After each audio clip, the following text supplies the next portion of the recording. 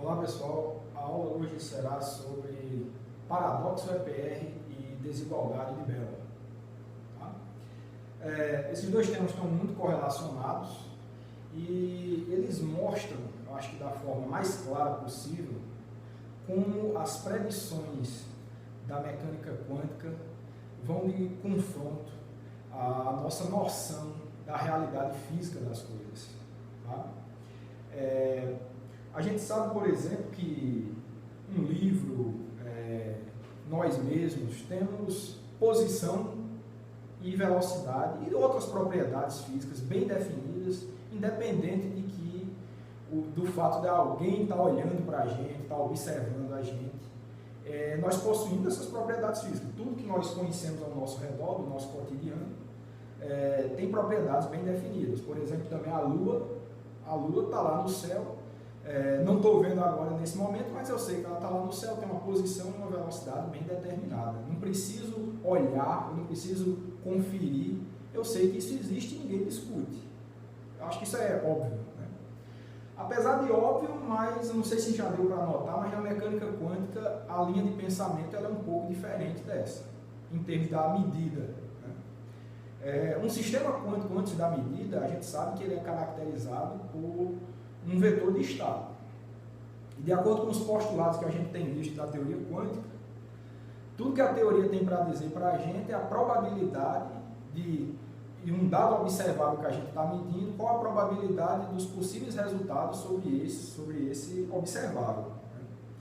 E o fato é que antes da medida, antes da gente conferir, a gente perguntar ao sistema que estado ele vai assumir após a medida, antes a gente não pode dizer nada sobre ele. Somente tem um estado quântico associado a ele e, a partir disso, a gente sabe as probabilidades de certos resultados existirem, mas não está nada pré-determinado. Isso é totalmente diferente da nossa visão de mundo clássico que nós conhecemos. Vai de encontro à questão da Lua. Né? A Lua, não estou conferindo nada agora, não estou olhando para ela, mas eu sei que ela está em algum lugar próximo à Terra, com uma dada posição e uma dada velocidade.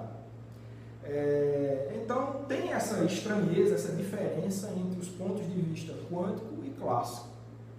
E isso no início, nos primeiros anos da teoria quântica, cientistas começaram a questionar essa estranheza. Um dos mais importantes é o Albert Einstein. Ele não gostava do fato da mecânica quântica não ter atribuição, não conseguir atribuir certas propriedades a um sistema físico antes da medida. O Einstein não gostava, ele achava que essas informações existiam, mas a teoria quântica ela era incapaz de revelar esses fatos. E no ano de 1935, em colaboração com Boris Podolsky e Nathan Rosen, então a inicial dos três, Einstein, Podolsky e Rosen, é EPR, por isso o nome paradoxo EPR. Em 1935, eles escreveram um artigo para a revista Physical Review, em que eles mostravam, eles formularam um experimento de pensamento, né, um experimento imaginário, mas que possuía vínculo com a realidade experimental que a gente conhece, então nada fora da realidade, mas que de forma meio que dramática colocava em xeque essa questão da mecânica quântica não conseguir atribuir certas propriedades físicas para os sistemas antes da medida. E esse fato foi demonstrado no experimento que eu vou falar agora, foi chamado de paradoxo de EPR. E a partir desse experimento, a ideia do artigo, desse experimento formulado, a ideia do artigo era questionar não se a mecânica quântica estava correta, como muitas pessoas pensam. O Einstein nunca falou que a mecânica quântica estava incorreta. Ele questionou se ela era completa. Ele nunca duvidou dos resultados fornecidos pela teoria quântica, mas o fato da quântica não conseguir estabelecer certas propriedades físicas antes da medida, na concepção do Einstein, isso era uma incompleteza. Estava faltando algum elemento a mais para completar a teoria e aí sim a teoria quântica começaria a fornecer informações como a gente está acostumado com eletromagnetismo, com mecânica clássica, de que todas as propriedades físicas dos sistemas estariam bem estabelecidas, né? E esses elementos que estavam faltando para a teoria quântica ficou conhecido como variáveis ocultas. Ocultas porque ninguém sabia o que era e muita gente se propôs até a procurar um certo tempo, depois de 1935. Então, realmente, esse artigo de 1935 do EPR foi um divisor de águas nos fundamentos, no modo como a gente pensa nos fundamentos da teoria quântica, e isso levou a consequências muito importantes, como a gente vai ver na aula de hoje, que levou em 1964 o John Bell a formular a famosa desigualdade de Bell, que eu vou falar aqui também nessa aula, e até hoje a gente busca por novos resultados nessa área, tenta tirar proveito dessas estranhezas que a física quântica tem. Então eu vou tentar falar um pouco de tudo isso hoje, tá? Então vamos falar inicialmente do paradoxo EPR. Então, paradoxo EPR, certo? Então considere o seguinte decaimento. O decaimento de partícula, pessoal, isso aqui, quem não tiver familiaridade com física de partículas, não é muito importante o que eu estou falando aqui, mas só as propriedades físicas dessas partículas. Aquele π0 ali é uma partícula chamada meson π neutro, tá? E uma possível reação que essa partícula pode sofrer é um decaimento. É possível que ela decaia num par de partículas, ela morre, tá? E ela decai num par de partículas elétron mais pósitron.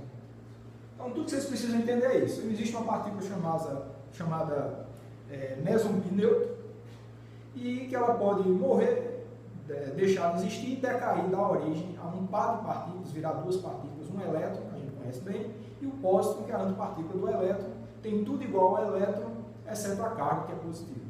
Certo? Tá, então isso é uma reação, apesar de rara, né, na física de partículas, é uma reação, um decaimento possível.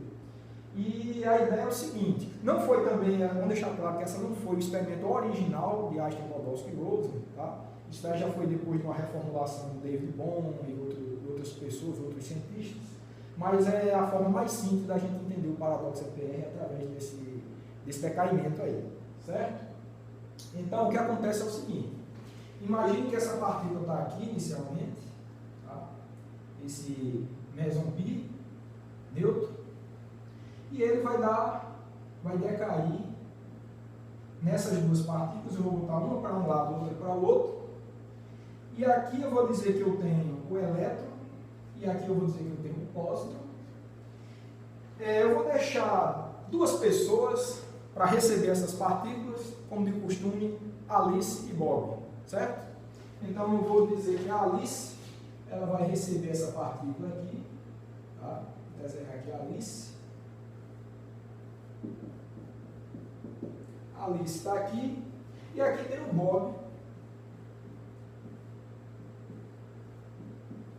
que vai receber o pósitron. A Alice recebe o elétron e Bob o pósitron. O que é que tem de importante? Por que eu escolhi esse decaimento e essas partículas? O que tem de importante aí é o seguinte, o meson π neutro, né, ele tem uma característica que ele tem momento angular intrínseco, ou seja, spin nulo. O spin dessa partícula é nulo, ou seja, ele não tem momento angular intrínseco, esse meson π. E as partículas elétron e pósitron, elas têm spin meio. Então, num decaimento como esse meson π está isolado, quando ele decai, se nada interagir com ele, tem que existir uma conservação do momento angular desse decaimento. Então, o momento angular total antes do decaimento tem que ser igual ao momento angular depois do decaimento. Se antes do decaimento tínhamos um meson π com spin 0, após o decaimento, o spin total dessas partículas, do elétron e do pósitron, tem que ser zero.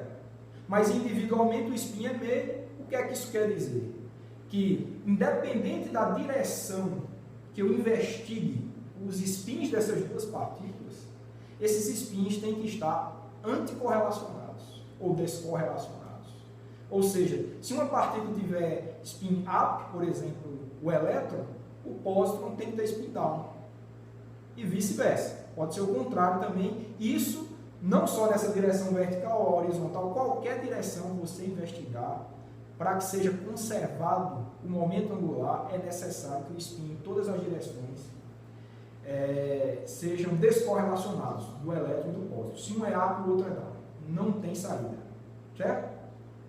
E do ponto de vista da mecânica quântica, para a gente escrever um estado de duas partículas de spin meio, cujo estado total tem spin nulo, só existe um estado, que é o famoso estado de singleto. O estado de singleto ele é escrito dessa forma aqui, pessoal. Singleto. O estado de singleto é esse estado aqui, ó, 1 sobre raiz de 2. Certo? Eu vou botar o primeiro elemento para o elétron, 0. Segundo para o pósitron, menos 1, 0. Fechar aqui. O que é que isso quer dizer, pessoal? A mecânica quântica ela só permite esse estado puro, psi, para duas partículas. Não tem outra possibilidade. É o único que tem momento angular zero para duas partículas. E o que é que esse 0 e esse 1 está dizendo? Ó, esse primeiro elemento aqui, ó, do ket, ele tem a ver com o elétron. 0 tem a ver com up e 1 com down. Vamos tentar manter isso. Então, o que é que essa equação está me dizendo aqui? Ela está me dizendo que o pósitron e o elétron eles estão numa superposição de up e down ao mesmo tempo. Uma superposição, né, uma combinação linear com igual probabilidade do elétron estar up e o próton down, e o elétron estar down e o próton up. Tudo isso ao mesmo tempo. Então é isso que a mecânica quântica diz. A mecânica quântica diz que antes de uma medida ser feita, eles dois estão nesse misto de up e down ao mesmo tempo, e uma medida vai colapsar, ela vai revelar o resultado como sendo up e down ou down up. Mas mais do que revelar, uma medida na mecânica quântica, ela é tida como que produz o resultado. Ela interfere no sistema e ela vai produzir esse resultado ou esse. Tá? Então, esse que é o diferencial da quântica em relação à física clássica. As propriedades de up e down não estão bem definidas antes da medida. Você tem essa superposição, tudo ao mesmo tempo, e ao fazer a medida você vai produzir um up-down ou um down-up. A medida não só, então, revela o resultado, como produz o tal resultado. Isso era que o Einstein não gostava. O problema dele era, o Einstein Podolsky, né? O EPR não gostava. Eles achavam que essas propriedades de up e down já estavam pré-estabelecidas e a quântica era incapaz de dizer. Certo? Então, se você mediu up e down, se a Alice mediu up, bot down, sempre, o que EPR acreditava é que sempre estiveram em up e down, mas a quântica estava incapaz de dizer. Daí a incompleteza da teoria. Certo? E mais do que isso, né?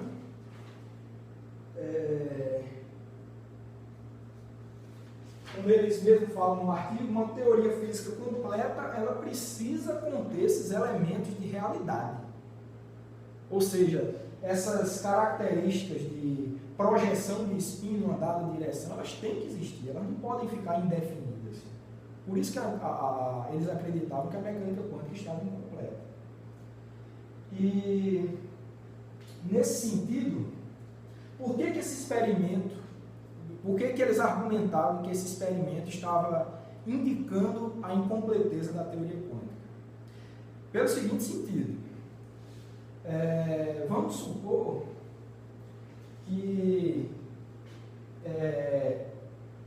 de fato, antes da medida, o estado seja esse, e vamos supor que Alice e Bob estejam em lugares bem distantes um do outro, anos-luz um do outro.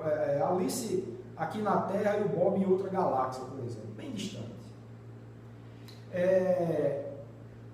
O resultado up e down, para a medida deles, ou down up, ninguém discute. Ninguém discutia isso. Isso era um consenso. Se o momento angular conserva, não tem outro jeito. Nem EPR, nem os teóricos de mecânica quântica da época discutiam esse resultado. Agora, o fato de você, do EPR ter proposto um experimento como esse, é o fato de que, se Alice mede up, tá? E a medida que produz o resultado, de acordo com a mecânica quântica, ela teria que produzir não só o resultado de Alice, mas o resultado de Bob, esteja ele na outra galáxia mesmo. Então, era estranho na concepção de EPR o fato de uma medida aqui estar produzindo, afetando o resultado de uma medida que está em outra galáxia. Isso não fazia sentido nenhum para eles. Até porque a relatividade especial já estava bem desenvolvida, bem estabelecida em 1935 pelo Albert Einstein, e ela dizia que informação nenhuma poderia viajar mais rápido que a luz. E nesse ponto de vista, o que EPR estavam botando às claras é que uma interação desse tipo, a medida de Alice ter que interferir instantaneamente na medida de Bob, do jeito que a mecânica quântica prevê, estaria tendo, dessa forma, um envio de informação entre as partículas de Alice e de Bob instantâneo. E esse envio de informação estaria violando o que é dito na relatividade especial. Até o fim da aula eu quero responder essa questão, tá? A gente vai contar uma história bem interessante aqui e ver que, de fato, a mecânica quântica ela não está violando a relatividade especial, mas esse era o argumento de Einstein, Podolsky e Rosen, e que deu muita discussão interessante, que gerou muito conhecimento importante acerca da teoria quântica, certo? Bom,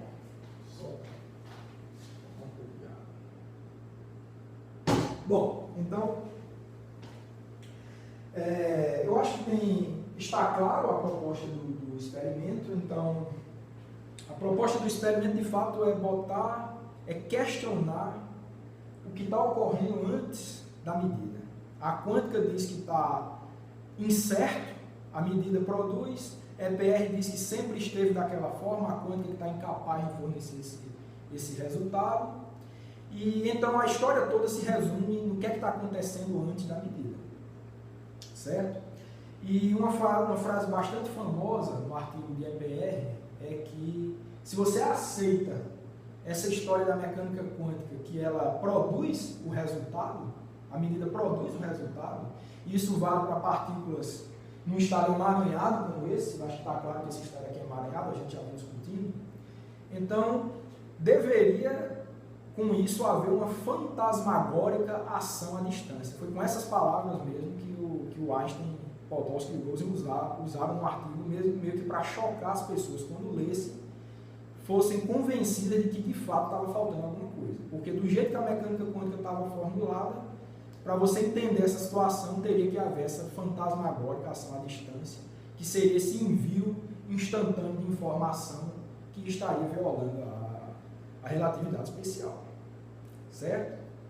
Então, basicamente, pessoal, o paradoxo da EPR diz isso. Deixa eu só dar uma olhada se precisa falar alguma coisa mais importante antes de seguir em frente. Tá. Só um fato também é que não dava para ter a velocidade, isso eu acho que é um ponto importante, porque necessariamente você tem que entender isso como uma interação instantânea. Aí você pode perguntar, mas por que não é uma interação que viaja com a velocidade da luz? Aí respeitaria tudo. Não respeitaria tudo, não.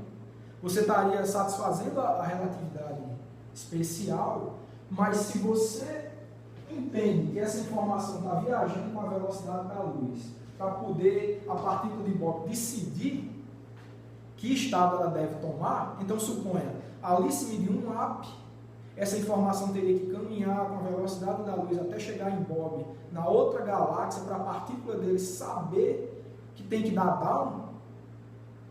E se Bob tivesse medido antes? Essa que é a questão. Então, se tem que ter esse tempo todinho para avisar a partícula de Bob que tem que dar down, se ele tivesse medido antes, e haveria uma possibilidade dele violar a conservação do momento angular. Ou seja, teria uma probabilidade de 50% das duas darem up, e uma dá up e a outra dá down, que é o único resultado permitido. Então, por essa razão, para que você não viole uma coisa muito mais fundamental, que é a conservação do momento, necessariamente, se você quiser entender do ponto de vista EPR, a mecânica quântica, você teria que ter, de fato, como ele falou, essa fantasmagórica ação à distância, como eles entendiam, um envio de informação instantâneo, velocidade infinita. Né? Tá, então, durante bastante tempo, as pessoas começaram a estudar o que é que está acontecendo antes da medida. Então, a grande questão se resumiu nisso. Vários pesquisadores, a maioria, né, ignorou essa história porque não dava para você estar especulando, né, o que é que está acontecendo antes da medida, se na física o que dá realidade às coisas é a medida, então não tinha por que se questionar isso. A mecânica quântica era uma teoria importante, com resultados muito bons, estava se desenvolvendo teorias das moléculas, estado sólido, muita gente colhendo informação importante, então a maioria dos físicos ignoraram esses fundamentos porque tinha coisa mais importante para fazer do que se preocupar com essas minúcias, se a teoria quântica estava dando tanto resultado bom, né? Mas ainda assim alguns poucos se mantiveram estudando o tema com mais profundidade, e um deles era um físico irlandês, John Bell, e em 1964 ele conseguiu formular uma maneira de diferenciar se de fato o modo como a gente enxerga o mundo, ou seja, atribuindo propriedades físicas às coisas, do jeito que a gente, como eu já falei do exemplo da Lua, saber que a Lua está lá independente de olhar para ela. Então ele formulou um experimento em que dava para você diferenciar, né, que os resultados desse experimento assumiriam posições distintas se as leis da mecânica quântica, esse entendimento da mecânica quântica fosse válido, ou se a nossa noção de realidade física estivesse certa. Tá? Então ele formulou uma desigualdade, a chamada desigualdade de Bell, e essa desigualdade, apesar de que muita gente pensa que é um resultado de mecânica quântica, ela não é um resultado de mecânica quântica. Acho que muito pelo contrário, para você derivar a desigualdade de Bell, que eu vou fazer aqui, você tem que tem que ter por hipóteses, tem que ter hipóteses que têm a ver com a nossa noção de realidade. Então, a noção do mundo como a gente conhece, a noção da realidade das teorias físicas, como todas as outras, exceto a quântica, tem, o John Bell conseguiu reunir as mais importantes, derivar uma desigualdade, e que quando em determinadas situações eram testadas para a mecânica quântica, foi visto que a mecânica quântica conseguia violar essa desigualdade. Ou seja, ele conseguiu demonstrar de forma muito clara que fazia diferença essa história de se as partículas tinham de fato essa realidade física antes da medida, ou se de fato era a quântica que estava produzindo. Então, ele descobriu uma maneira de testar na prática quem estava certo.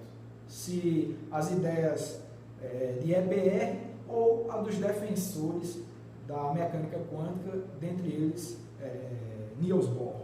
Tá?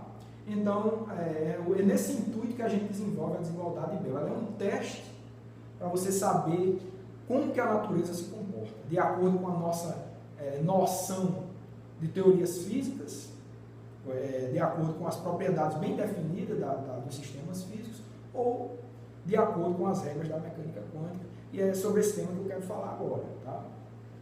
Então, desigualdade de Bell.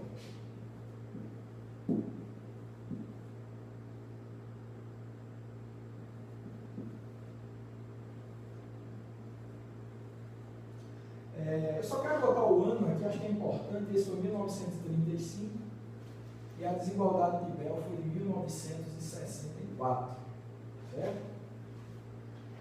Dá uma olhada aqui, como é que eu vou começar a falar disso. Tá?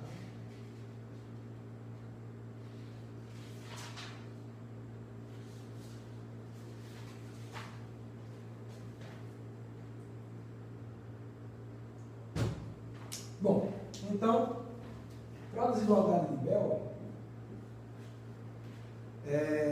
a gente vai fazer a gente vai se pegar com noções físicas que vão de encontro com a mecânica quântica, mas que estão totalmente de acordo com a noção de realidade física que a gente conhece, tá? Ou seja, que os sistemas físicos eles têm propriedades físicas bem estabelecidas, independente da medida. Tá? Isso é uma coisa chamada realismo, o realismo da teoria, ou seja, a teoria tem elementos de realidade independente da medida. Então, quando você deriva a desigualdade de Bell, você se pega com essa hipótese. E a outra hipótese é a hipótese da localidade, que um determinado evento só pode influenciar outro evento se der tempo um sinal de luz viajar do primeiro evento e chegar até o segundo.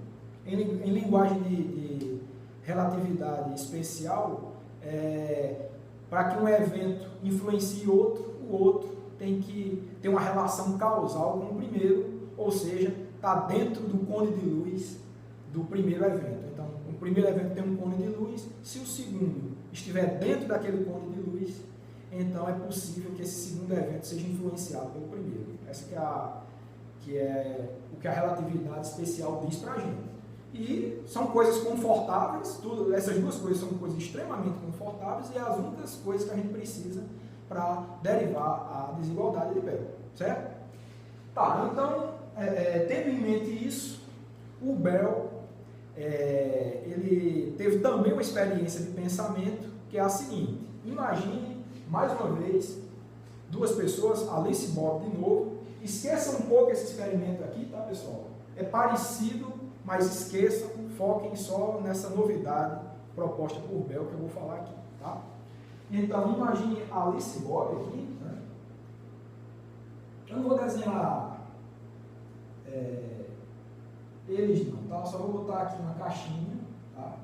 Aqui é a caixinha de Alice, tá? Imagine que ela está aqui, tem uma caixinha, vou dizer para que serve essa caixinha. E aqui você tem o Bob, tá? Tem a caixinha dele também, certo? Aí aqui no centro você tem uma fonte, tá? Uma fonte de duas partículas que vai gerar sempre partículas em pares, tá? Com um determinado estado. Não estou estabelecendo se é um estado quântico, se é um estado clássico, eu não estou querendo saber nada disso por enquanto, tá? Eu estou desenvolvendo a desigualdade de Bell e aqui eu só quero que vocês entendam que tem uma fonte que produz partículas em pares. De novo, não tem ainda nada a ver com o que eu falei aqui, tá? Esqueçam isso ali por enquanto. Então, é uma fonte que produz partículas em pares, uma é enviada para Alice e a outra é enviada para Bob, tá? E vamos supor que Alice e Bob vão fazer, cada um deles separadamente, medidas de duas propriedades físicas dessas partículas, tá? Pode ser, por exemplo, posição e momento, posição e velocidade das partículas, duas propriedades físicas. Alice pode medir uma ou outra. Bob também pode medir outras propriedades físicas, energia e momento angular, por exemplo. Duas propriedades físicas, tá? E cada um recebe sua partícula e eles têm essa disponibilidade de medir. Tem um aparato, essa caixinha então representa um aparato experimental que Alice e Bob têm, em que eles podem medir essas propriedades físicas. Duas possíveis, tá? Duas possíveis. E, além disso, eu vou chamar as propriedades físicas de Alice de A e A', tá? Então, a Alice ela pode medir A e pode também medir A', certo? Então, esse A pode ser, em princípio, tá? Posição, o A' pode ser momento e vice-versa. E o Bob vai medir outras duas propriedades físicas aí, pode até coincidir com alguma de Alice, né? Que eu vou chamar de propriedade física B e propriedade física B'. Tá? Ok. Tá, agora eu vou restringir um pouco essa situação para torná-la simples, para o nosso entendimento da desigualdade de Bell. Vamos supor que as propriedades A e A', elas só podem ter dois possíveis resultados, tá? Que são os resultados mais um e menos um, tá? Então, suponha que é mais um e menos um, não pode ser posição, né? Porque posição tem um contínuo de possibilidades, não pode ser momento, né? Mas suponha que é uma dada propriedade física da partícula de Alice que só pode produzir esses dois resultados, mais ou menos um. Então, Alice, para esse caso aqui, esse primeiro observável aqui pode assumir os valores mais e menos 1. E mesma coisa serve para o outro observável de Alice, pode medir mais ou menos 1. E mesma coisa para os dois possíveis observáveis de Bob, que é mais ou menos 1. Mais ou menos 1. Certo? Então, vamos supor isso, só tem essas possibilidades para os observáveis que eles estão medindo. Tá, então, só botar as partículas aqui, né? Uma foi para Alice, outra foi para a Bob. É uma fonte de duas partículas. Tá certo? Alguns detalhes falar aqui. Certo.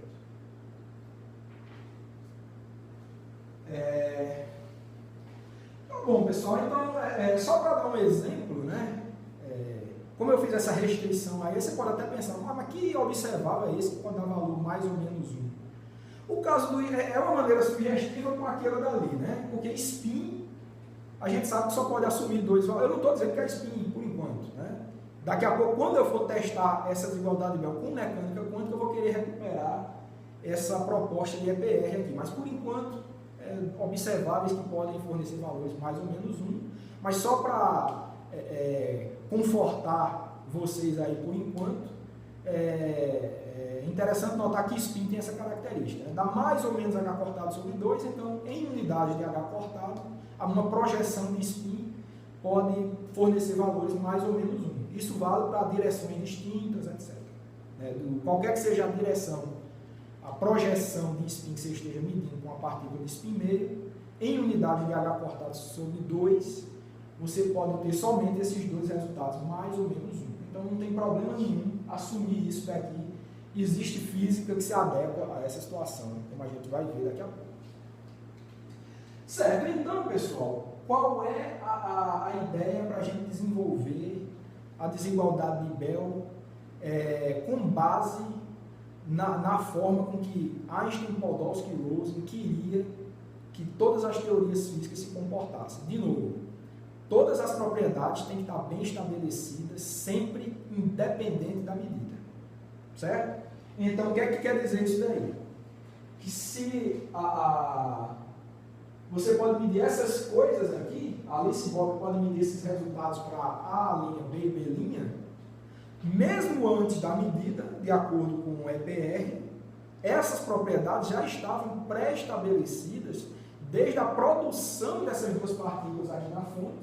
Então, as partículas já fizeram essa viagem, cada uma, a partícula de Alice já tinha o seu A e A' pré-estabelecido, se era mais ou menos 1, e mesma coisa para a partícula de Bob, para os observáveis B e B'.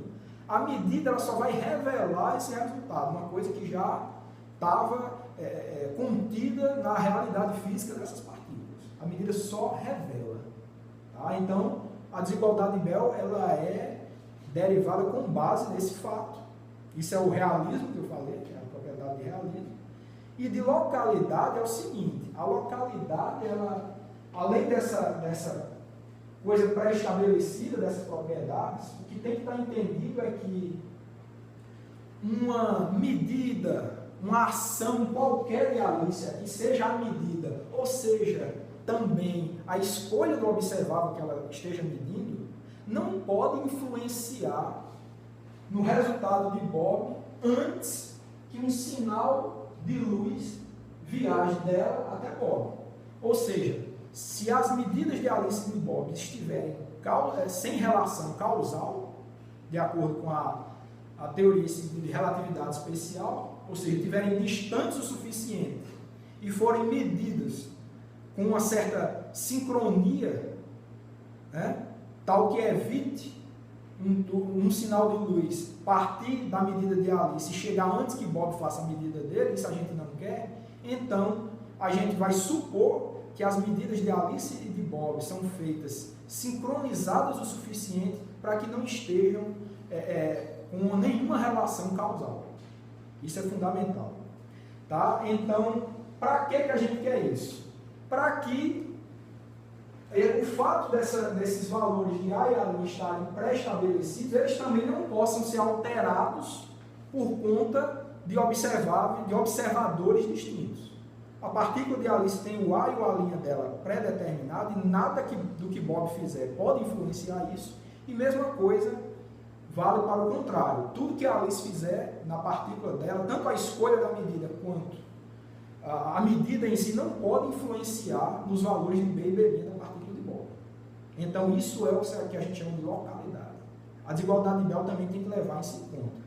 Então, para que o experimento seja feito do jeito que eu vou formular a desigualdade de Bell, é necessário tanto que a escolha da medida de Alice, se é A ou A', e da medida de Bob, se é B ou B', isso tem que ser feito de última hora.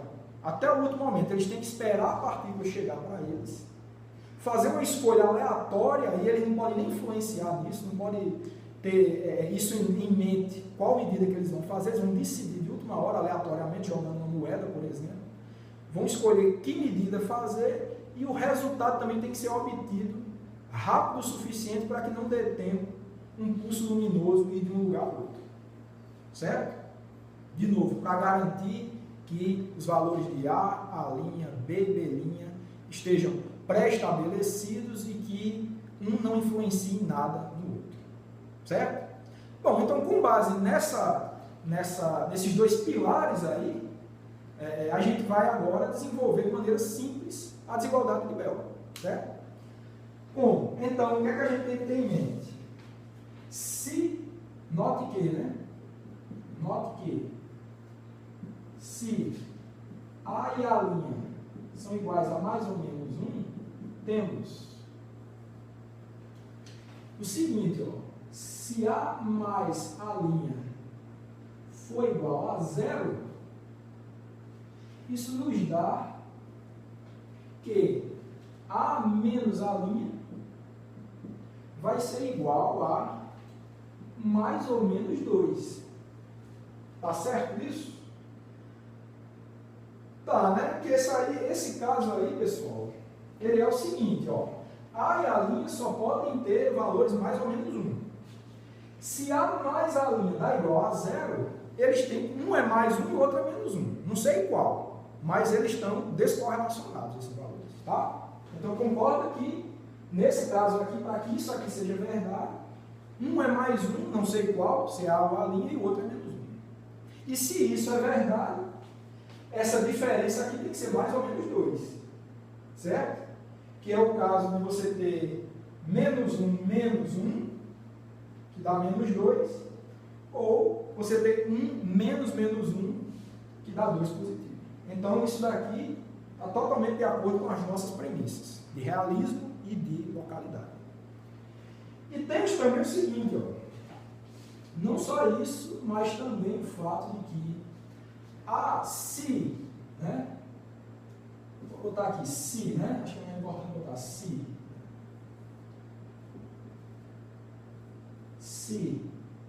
A menos A' for igual a zero, isso implica que A mais A' tem que ser igual a mais ou menos 2. Mais ou menos 2. Que é o caso inverso, né? Esse daqui, A menos A', é o caso em que os dois são mais 1 ou os dois são menos 1.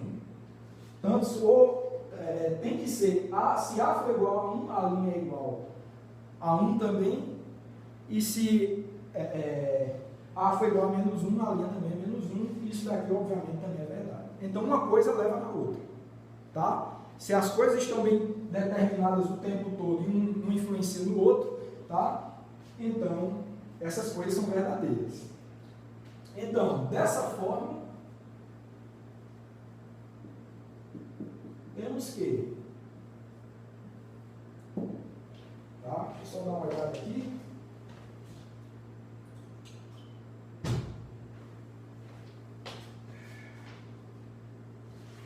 Dessa forma, se a gente considera uma grandeza C maiúscula aqui, tá? Igual a A mais A' que multiplica B mais A menos A' que multiplica B', vamos considerar essa álgebra aí. Você nota o seguinte, olha, essa grandeza aqui, ó, se esse parêntese aqui for zero, que é esse caso aqui, esse outro parêntese aqui é mais ou menos 2. E B' só pode ser mais ou menos 1, então isso daqui é igual a mais ou menos 2. Certo? Mais ou menos 2. Então, mesma coisa serve para o caso de baixo. Ó. Se A menos A' for zero, esse parênteses aqui for zero, esse termo se anula. Esse parênteses aqui necessariamente tem que ser mais ou menos 2, esse aqui. E B é mais ou menos 1, então tudo é mais ou menos 2. Então, isso daqui é válido sempre, pessoal. C, esse valor de C tem que ser sempre mais ou menos 2. Tá? E note o que é que a gente está escrevendo com isso, né? Mantendo sempre esses dois pilares, né? A e A', B e B' tem valores bem determinados e as formas da gente enxergar isso e isso independem do fato de se B é mais ou menos 1, B' também é mais ou menos 1. Ou seja, o que Bob está fazendo não pode interferir em nada nas propriedades físicas de Alice e vice-versa. Então, note que a álgebra, a continha é simples, é bastante simples, né? A derivação é rápida também, mas note que o tempo todo, isso aqui é interessante, que é profundo nessa história, né? O tempo todo a gente está num terreno em que são válidos o realismo e a localidade. Isso é importante. Certo. Evidentemente, tá?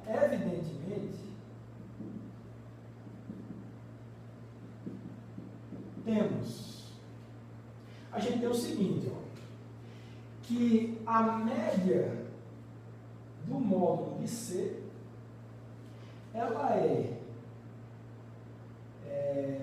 a média do módulo de C é menor ou igual, acho que deixa eu ver se é isso mesmo, se é o inverso. Desculpa, o módulo da média é o inverso. Deixa eu apagar aqui.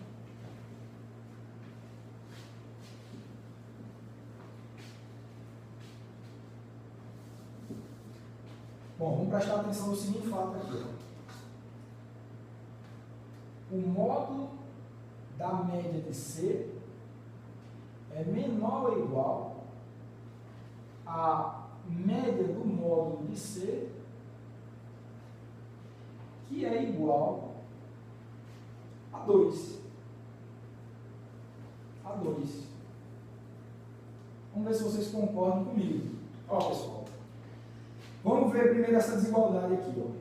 Aqui o que a gente está tirando é a média. Primeiro, o valor C, ele pode assumir dois valores, é mais ou menos 2. C é uma grandeza que só pode assumir os valores mais ou menos 2.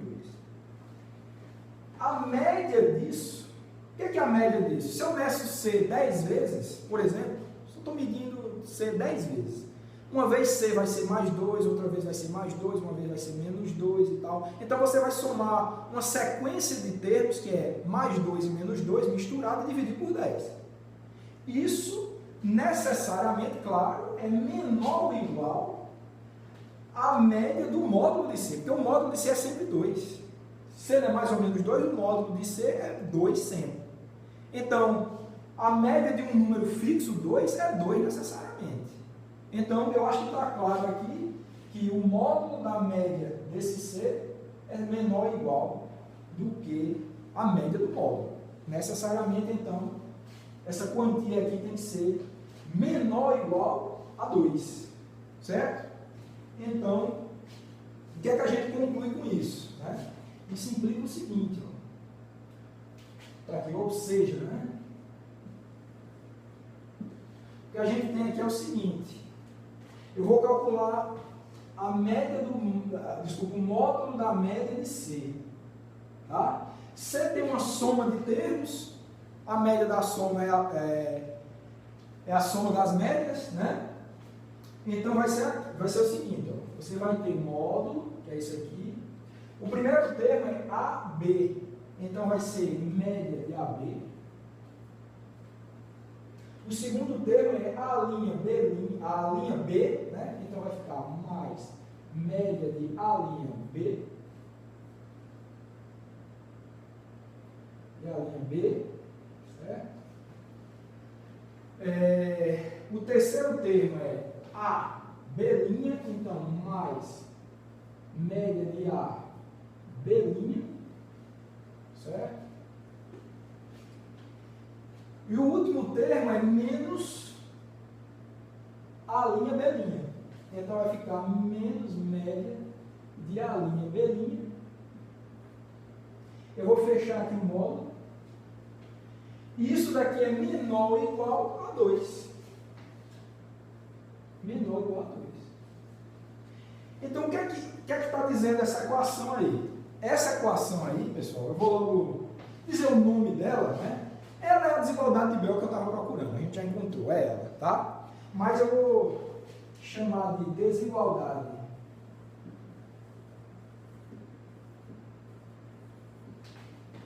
CH-SH, tá certo?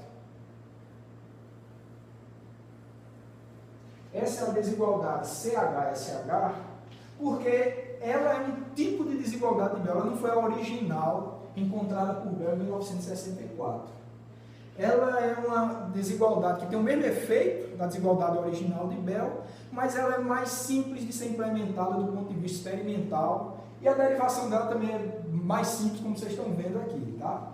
E essa sigla CH-SH é por conta dos autores, dos cientistas que encontraram essa desigualdade, acho que foi no final da década de 60.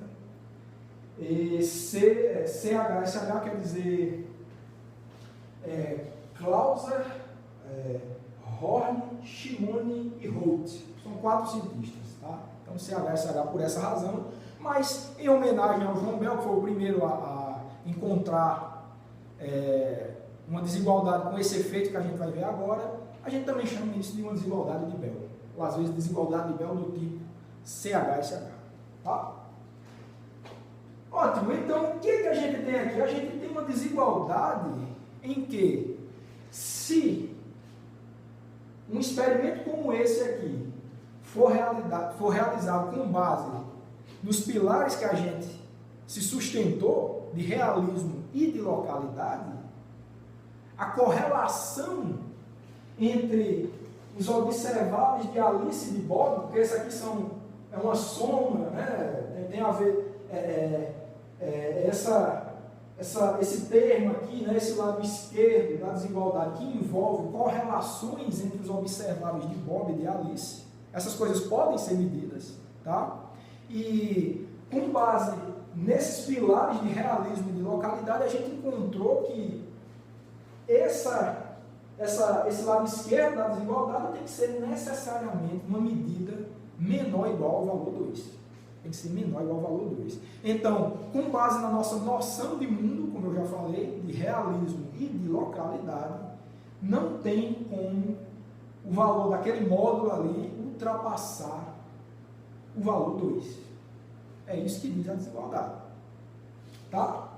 Ótimo, então, se é assim, vamos testar um tipo de experimento envolvendo mecânica quântica e ver se essa desigualdade é violada ou é satisfeita. Esse que é o ponto. Tá? Então, vamos ver isso agora. Vou apagar aqui.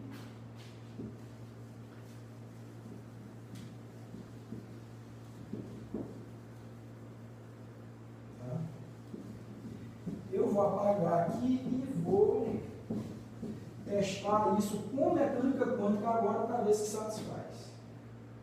Tá? Deixa eu ver se é o próximo passo realmente. Tá, eu acho que para ficar claro também, né, se isso é uma média, precisa de muitos termos, né, pessoal? Acho que isso é um comentário importante. Como é que você vai realizar uma medida disso na prática? Né? Para que você calcule essas correlações e calcule esse módulo aqui, você vai ter que ter um grande número de pares de partículas enviadas para a Bob e para a Alice. Eles vão fazer, como eu falei, aleatoriamente medida de um observável ou de outro. Às vezes a Alice vai fazer de A, às vezes a Bob vai fazer de B, às vezes a Alice faz de A', às vezes o Bob faz de B'. Um não tem nada a ver com o outro, então às vezes vai coincidir A com B', A' com B', etc. Né? De modo que você vai ter a partir de um experimento, encontrar os valores dessas médias e depois do lado esquerdo daquela desigualdade ali. Com uma precisão, eles vão poder encontrar isso com uma precisão que está limitada somente pelo número de experimentos que eles vão fazer. Quanto mais experimentos eles fizerem, com maior precisão eles vão conseguir verificar a validade daquela desigualdade ali. Certo? Então é importante que esse experimento seja repetido um bom número de vezes para verificar isso. Tá? Tá, então como eu falei, vamos fazer isso do ponto de vista de mecânica quântica agora e ver se a quântica satisfaz essa desigualdade. Tá? Então vamos lá.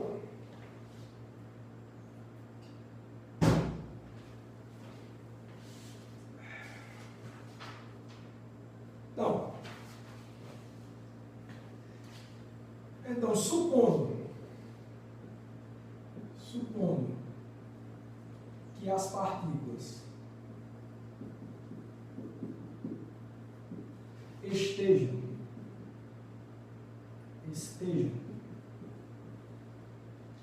no estado psi igual a 1 sobre raiz de 2, 0,1 menos 1, 0, tá? Agora a gente está fazendo mecânica quântica, tá? Tudo que a gente estava fazendo aqui era uma física com noção, com base em realismo e localidade. Agora vamos tentar entender uma situação do ponto de vista quântico, que é exatamente aquele estado que eu tinha falado no caso do paradoxo EPR, tá? Então, se vocês quiserem agora, podem voltar a pensar naquele experimento do meson pi neutro que decai no par elétron pósitron. É uma forma de você gerar esse estado aqui do ponto de vista de mecânica quântica. É assim que a mecânica quântica descreve aquele decaimento das partículas. Tá? Tudo bem, então, e vamos supor também, nesse estado, em que a Alice faz medidas do tipo A, né? Ela não é observável, ela tem 2 observáveis para medir nesse experimento. Então vamos supor que um dos observáveis, o A, é justamente uma matriz de Pauli Z1. Tá? Eu estou botando 1 aqui porque é da primeira partícula. Vamos atribuir a partícula 1 para Alice e a 2 para a Bob. Tá? Se quiser, pode botar até aqui. Bom, partícula 1 e partícula 2. Tá? Se quiser, né? Só para dar número às coisas. Então, um dos observáveis que a Alice vai medir é como se fosse a projeção de spin, nesse caso do decaimento das partículas, um dos observáveis é a projeção de spin na direção Z, que é dada pela matriz de Pauli, e a linha você pode entender como sendo a matriz de Pauli X. Então, o que é que você entende aqui do ponto de vista de mecânica quântica, como é que seria realizado esse experimento? A fonte vai emitir um par de partículas emaranhadas, então a fonte é aquele meson pi neutro, emite o elétron e o pósitron, do jeito que a gente sabe, descrito por essa equação, e a Alice às vezes vai fazer uma medida de spin na direção Z, e às vezes vai fazer na direção X, certo? Então Z e X, certo? Então são os dois observáveis que ela está disponível para medir. Vamos ver Bob agora. B e Belinha, o que é que ele vai medir? Né? Então, Bob realiza medidas com o B, qual vai ser o observável B? Né? Deixa eu botar ele aqui pequeno. B vai ser igual a Z2, matriz de Pauli Z2, mais X2, dividido por raiz de 2, e B' igual a Z2, certo? Menos X2, dividido por raiz de 2. Tá bom? Dividido por raiz de 2. O que é isso? Essa aqui eu já falei, ó, projeção de spin na direção Z, projeção de spin na direção X. Esses dois aqui para Bob, pessoal, também são operadores de medida de projeção de spin, mas com direções bem determinadas. Ó. Só para lembrar você, esse operador aqui e esse são operadores desse tipo aqui, ó, um vetor V interno, matriz de vetor de Pauli sigma, né? Porque o vetor sigma é sigma x, sigma y, sigma z, então é um produto interno Vx, sigma x, mais Vy, sigma y, mais Vz, sigma z. O que isso aqui está me dizendo é que o Vz é 1 sobre raiz de 2 e o Vx é 1 sobre raiz de 2, que são as projeções desse vetor V de orientação do campo magnético do Stern-Gerlach que eles vão usar, que o Bob, no caso, vai usar para medir a partícula dele, a projeção de spin da partícula dele. Então, nesse caso específico, isso aqui quer dizer uma medida com spin na direção fazendo 45 graus, com direção fazendo 45 graus. Se isso daqui eu disse que era Z, isso daqui é X, essa medida vai ser fazendo 45 graus entre o eixo X e o eixo Z, né? Porque 1 sobre raiz de 2 é o tamanho dessa projeção aí do vetor Vx, do vetor unitário, né? E esse daqui, ó, seria uma projeção 1 sobre raiz de 2 de Vz e menos 1 para X. Menos 1 sobre raiz de 2 para X. Então, Bob, nesse caso, pessoal, ele vai fazer medidas. Ó, isso aqui é X, isso aqui é Z, tá? Então, 45 graus aqui. E aquele lá é menos, no caso, vai ser 45, não, vai ser 90 mais 45, 135 graus. Então, se o X está aqui, você conta 135 graus, vai ficar lá atrás. Então, vai ficar assim, ó, né? Só para mostrar para vocês aqui, ó, as medidas de Bob vão ser feitas dessa forma, tá? A Alice faz em Z e X. Bob faz nesse ângulo de 45 e faz também no ângulo de menos 45.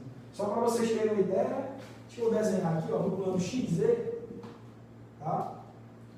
Só para representar aqui, você tem o eixo Z, você tem o eixo X, então você vai ter o seguinte, ó, você vai ter, Z, né? Os ângulos vão ser os seguintes, ó, a linha está alinhada com X, isso aqui é o A', esse daqui é o A, esse daqui é o B e esse daqui é o B', tá? Então são as direções do plano XZ, tá? Esse é o plano XZ, só para mostrar para vocês. As duas medidas de Alice são feitas nessa direção, ó, correspondem a isso e isso, e as medidas de Bob são feitas nessa direção, que corresponde a isso e isso. Tá? Então é assim que eles vão medir. O eixo Y é esse eixo aqui, né? De propagação das partículas. Espero que esteja claro essa geometria. Tá? Certo, pessoal? Então, que resultados isso poderia fornecer? Tá? Então vamos lá. Eu vou apagar aqui embaixo, tá? Essa parte. Vou apagar aqui embaixo. Eu vou apagar aqui também. Vou apagar aqui também. Isso aqui foi a derivação, vocês já anotaram tudo aí, né? Eu vou deixar só a desigualdade aqui embaixo e vou comentar mais sobre esse experimento. Né? Vou separar até aqui. Certo? Então, olha, com base nesse estado, nesses observáveis, tudo que a gente tem que fazer para verificar a validade da mecânica quântica para essa desigualdade é calcular essas correlações aqui. Calcular essas correlações. Então, por exemplo, a média de A, B, que é o primeiro termo aqui, o que é que vai ser? Vai ser igual do ponto de vista de mecânica quântica, isso é psi. O A é Z1, produto tensorial, com o observável B, que é Z2 mais X2 dividido por raiz de 2, tá? Sanduíche com psi. Isso daí eu sei que vocês sabem calcular, é bom que vocês treinam, tá? Quando você faz a conta para isso daí, sabe que resultado dá? Isso daqui vai dar menos 1 sobre a raiz de 2, se não me engano. Deixa eu ver se eu acho aqui.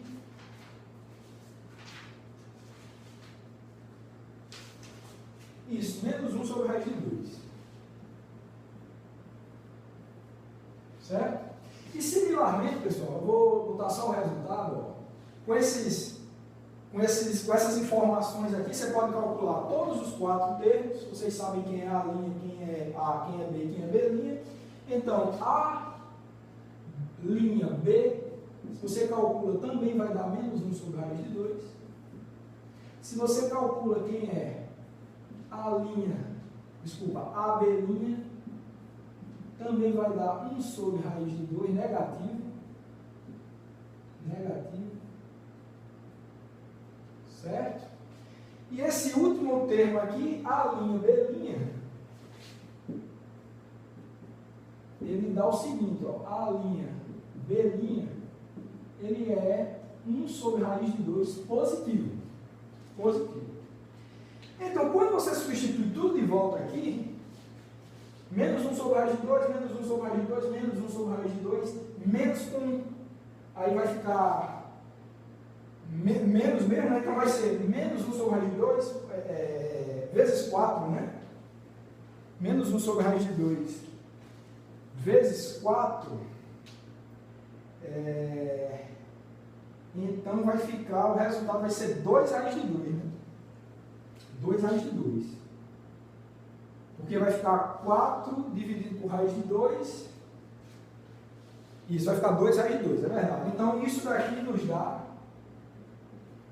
o seguinte, que quando a gente calcular, a gente vai ter que, eu vou só repetir isso daqui, AB mais A'B mais AB' menos A'B', o módulo disso vai dar igual a 2 raiz de 2 para um experimento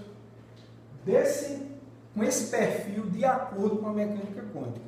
Olha, pessoal, 2 raiz de 2 já é bem maior do que 2. Ó, olha o limite imposto pela desigualdade de Bell e olha o resultado que a mecânica quântica fornece. 1,41 vezes maior, né? Então já dá uma diferença grande. Então o que é que a gente conclui com isso, né? Só uma água aqui. O que é que a gente conclui com isso? Os resultados da teoria quântica vão de encontro ao que é previsto por uma teoria com realismo local, que é isso daqui, que é a junção da base realista com a localidade. Então, isso é uma teoria que a gente chama de que tem como base o realismo local, e a teoria quântica ela vai de encontro a isso. Ela não obedece para esse dado experimento aqui, com essa configuração, a mecânica quântica viola a desigualdade de Bell. Então, o que é que a gente verifica com isso? O Bell encontrou uma forma de mostrar que faz diferença a linha de pensamento com realismo local e a linha de pensamento da mecânica quântica. Faz toda a diferença. Então, de fato, a discussão é válida e, mais do que isso, mais importante, está aqui mostrado para vocês uma forma experimental de você verificar. Se você reproduz um experimento como esse, na prática, faz as medidas nos modos que eu falei, distante, tentando sincronizar, escolher os observáveis e fazer a medida com uma sincronia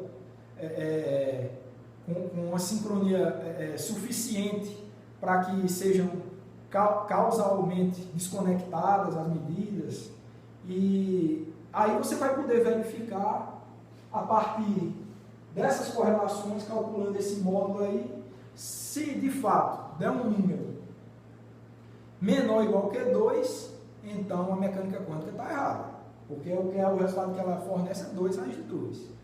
E se for o caso de fornecer 2 raiz de 2, a linha de pensamento da quântica está certa e a natureza não se comporta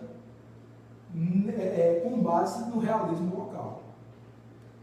Ok, então fica a pergunta, será que essa medida foi feita? Essa medida foi feita, né? Então, o Bell realmente forneceu essa maneira da gente perguntar para a natureza como é que ela se comporta, se é com base em realismo local e com base em mecânica quântica. Várias e várias medidas foram feitas após 1964, sempre dando em favor do resultado da mecânica quântica, tá, pessoal? Então, isso daqui é sempre verificado com bastante segurança, tá? E em 2015, agora recentemente, 80 anos depois da proposta do EPR, foi feito um experimento que é considerado a prova cabal que, de fato, a natureza se comporta de acordo com a mecânica quântica e não dá suporte a uma teoria com realismo local. Então, a natureza viola a desigualdade de Bell. A mecânica quântica que sempre esteve fornecendo uma informação suficiente, então, nesse sentido, ela era sim, ao contrário do que Einstein, Podolsky e Rosen pensavam, uma teoria completa, sim. Não estava faltando esses dados aí que foram usados para a gente derivar essa desigualdade. Então, essa desigualdade não tem que ser satisfeita. A natureza viola, então a mecânica quântica está salva, triunfou quando comparado às teorias de realismo local. Certo? Então, note a importância da desigualdade de Bell nos fundamentos da teoria. Tá? Então, só para deixar claro, né, eu acho que é importante deixar claro as ideias. Eu vou apagar aqui, tá, pessoal, aqui embaixo. E é importante escrever, a gente escrever as duas hipóteses, as duas premissas que a gente utilizou para desenvolver a desigualdade de Bell, para que vocês gravem bem e vejam o que é que a mecânica quântica derrubou. Tá? Então, vou copiar aqui. Então, as duas hipóteses foram, hipóteses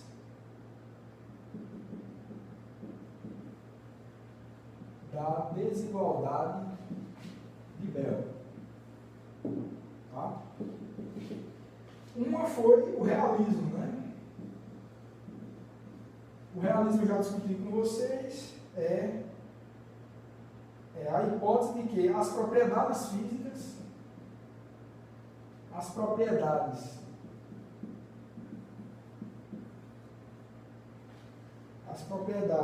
A', B e B', existem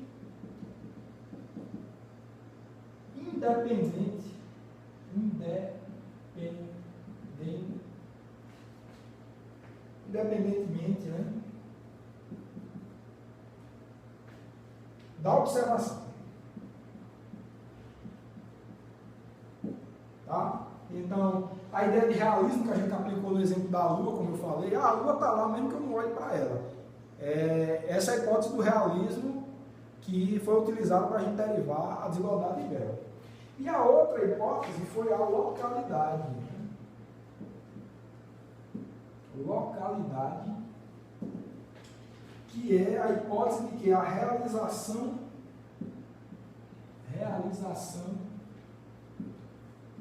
da medida de Alice não influencia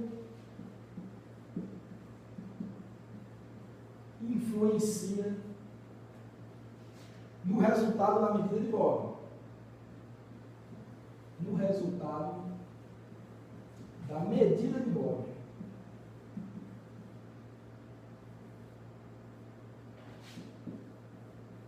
E vice-versa, né? E vice-versa. Tá? Então, eu quis escrever isso daí para deixar claro, certo? Para deixar claro esse ponto e esse ponto. São as duas premissas que a gente utilizou para derivar a desigualdade de Bell e que a mecânica quântica violou. Foi feitos os testes experimentais, a mecânica quântica triunfou em cima de teorias que têm base nisso daqui. Então, o que é que quer dizer? Se a natureza diz que quem está certo é a mecânica quântica, é porque isso aqui está errado. Agora, qual dos dois? Foram duas coisas. Pode ser que uma esteja errada, pode ser que o realismo não se aplique, pode ser que a localidade não se aplique, pode ser que nenhum dos dois se aplique. O fato é que a natureza viola a desigualdade de Bell, ou seja, viola isso daqui. De alguma forma, viola isso daqui. Qual dos dois ainda não se sabe? Qual dos dois ainda não se sabe? Pessoas ainda investigam qual ponto, ou se são os dois no caso, esses dois pontos, que a natureza não está de acordo. E note que essas são coisas que ninguém jamais ousaria questionar antes da mecânica quântica, né? Ou seja, a realidade é que as coisas têm, de novo, as coisas têm suas propriedades físicas independentes da observação. A Lua está lá mesmo quando ninguém está olhando para ela, ninguém discute isso. E localidade tem a ver com a teoria da relatividade especial. Coisas que acontecem longe o suficiente para que um pulso de luz não dê tempo de ir de um lugar a outro, não podem ser influenciadas uma pela outra. Isso daí também ninguém discute. Né? A fantasmagoricação à distância, ninguém jamais ousaria discutir se não fosse investigado esse fato. Né? Mas o que a natureza disse para a gente, pelo menos até o momento, é que ou o realismo está incorreto, ou a localidade está incorreta, ou os dois estão corretos. Não se sabe ainda. Tá? Então fica aí a discussão. Tá? Deixa eu ver mais o que é importante falar para vocês. Está acabando a aula. Tá? Certo, então, uma coisa que... O que eu tenho falado aqui é só de fundamentos da teoria quântica, que é importantíssimo, acho que todo mundo gosta, acho importante essa discussão com os fundamentos da... Quem gosta de fundamentos de ciência ama estudar esse tema, né? Mas, e além disso, será que tem alguma aplicação? Né? Isso vai ser tema de uma aula futura. Tem aplicação e pessoas ainda buscam tirar proveito dessa estranheza da mecânica quântica em derrubar pilares de outras teorias físicas. Né? Esse fato da quântica não obedecer a esses pilares faz com que pessoas busquem o tempo todo por aplicações dessa estranheza da quântica para tirar proveito. Então, isso aí é meio que um dos nortes da teoria da informação quântica. Né? E uma das aplicações é a criptografia quântica, que eu devo falar em alguma aula futura. Então, é uma aplicação que tem como base esse fato da mecânica quântica violar a desigualdade de Bell, como a gente vai ver no futuro. Tá? E como último ponto, pessoal, eu só queria responder uma pergunta importante que ficou no ar durante a aula, né, mas que merece ser respondida, que era a questão de que Einstein, Podolsky e Rosen achava que, com esse argumento que eles haviam dado no paradoxo EPR, era possível que a medida de Alice estava enviando uma informação instantânea para Bob. Se eu acabei de dizer que a quântica estava certa e Einstein, Podolsky e Rosen estavam errados, então a coisa que eles não estavam gostando, justamente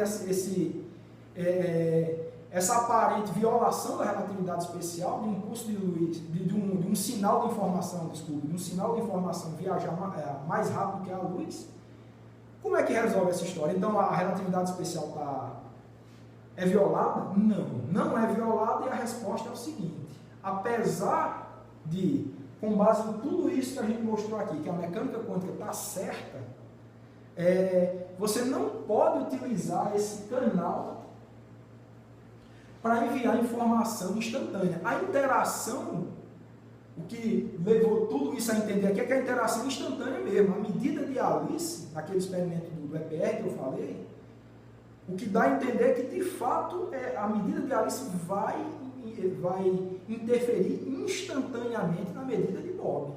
O fato dela ter medido um AP onde ela está, vai necessariamente fazer a partícula de Bob colapsar em um estado down, na mesma direção, lá na outra galáxia, instantaneamente.